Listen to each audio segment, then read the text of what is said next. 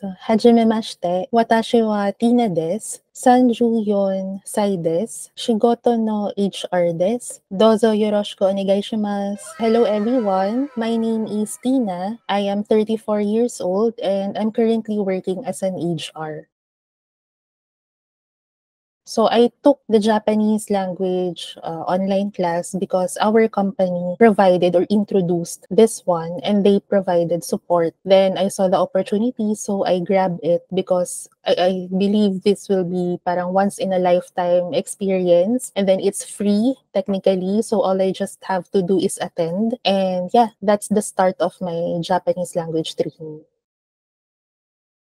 Since I am currently a part of a Japanese company, so our president and one of the top sales manager are Japanese, learning the Japanese language and then somehow the culture would be beneficial for me, like in conversing with them every day and then later on during business like meetings or business proposals or anything to do with the business. As an HR and I am also directly reporting to him, I think being knowledgeable or later on fluent in the Japanese language would help a lot. So it would break down the barrier between our Japanese employees and the Filipino employees. Also, when this opportunity was presented, actually it was not really required na all of you should study. Those who are interested lang. And me, growing up, I watched a lot of anime. So when I was a kid, parang I already have a background of the Japanese language, of the Japanese culture, but I never had the opportunity to actually learn properly or learn the language formally and the culture. May mga words lang na nagiging familiar ako since lagi ko silang naririnig. Pero when this opportunity came up, parang I was like thinking na, oh, why not? Parang, nung bata ako, gusto ko rin naman matutunan. Tapos ito na yung opportunity. At the same time, magagamit ko siya sa work ko eventually. So, why not grab this opportunity? And as I've mentioned nga, free naman siya. All I have to do is attend. So there, yun. So before we started, actually that was the main concern yung sa schedule because I think prior starting the online class, what Zuit is offering is 6 p.m. to 8 p.m. But through discussions with your account managers, so nag-come up naman sa na win-win for both companies, which is 8 to 10 p.m. nga. Now, while attending the class 8 to 10 p.m., I can attend. I have no problem being on time with the class. Though yung struggle nandun na sa after 10 p.m. because of course after ng class, there would still be homeworks or other activities. And I'd like to do that before the day ends para by tomorrow, I can focus naman sa work ko, sa day job ko. So, at first, yung mga first few days, medyo parang nagsastruggle ako na puyat. And then, iniisip ko, tama pa ba to? Kasi nga, yung oras, parang akala ko, madali lang siya, which is not. Kasi, pagod ka sa work, may mga iniisip ka sa work, and at the same time, you also have to think about yung online class mo. Kasi nga may mga exams, may quizzes, may assignment. Hindi naman siya yung parang attend ka lang, makinig ka lang, tapos na. So, you really have to learn as well para hindi rin naman sayang yung pag-attend.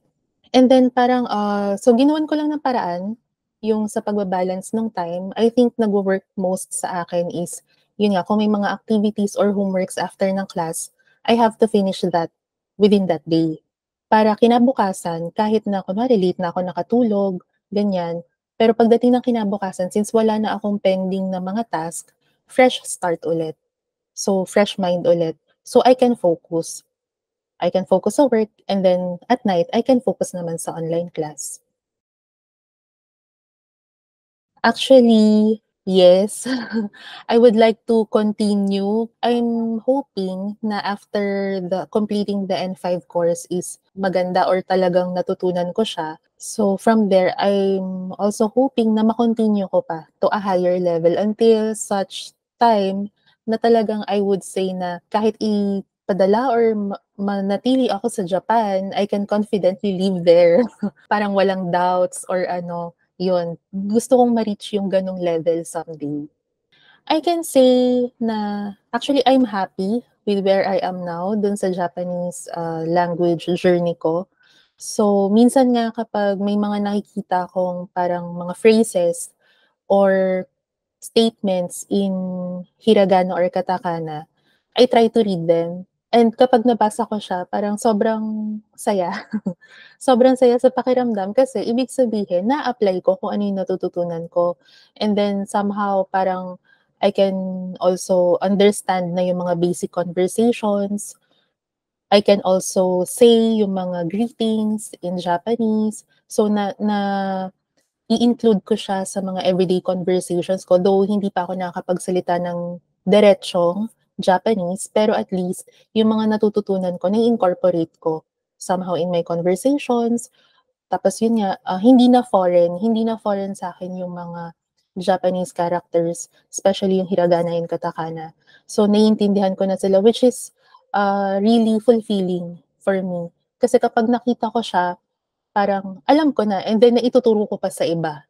So yun din yung plus points dun, parang yung mga iba na hindi naman nag-aaral or walang background, magtatanong sa akin, parang ibig sabihin, they trust me na I know this. They trust me na naintindihan ko kung na tama din yung sinasabi ko sa kanila. Yun.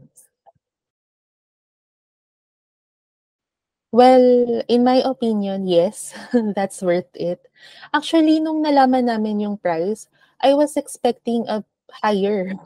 Parang before kasi kapag may mga nakikita akong mga ganyan bootcamp, not necessarily Japanese language, they tend to be expensive. So when we learned about the price, I was like, oh, why not encourage lahat na lang ng employees since mura lang naman. So we were really parang thinking na cheaper siya or mura siya actually. And then with the kind of service that we're getting, talagang siya, okay yung price dun sa service that we're getting. Since, yun nga, nung nalaman ko na, hindi naman pala siya ganun kamahal, parang kayang-kaya siya, affordable. So even if I want to pursue pa yung mga other levels and hindi na siya sponsored ng company, I would definitely pursue.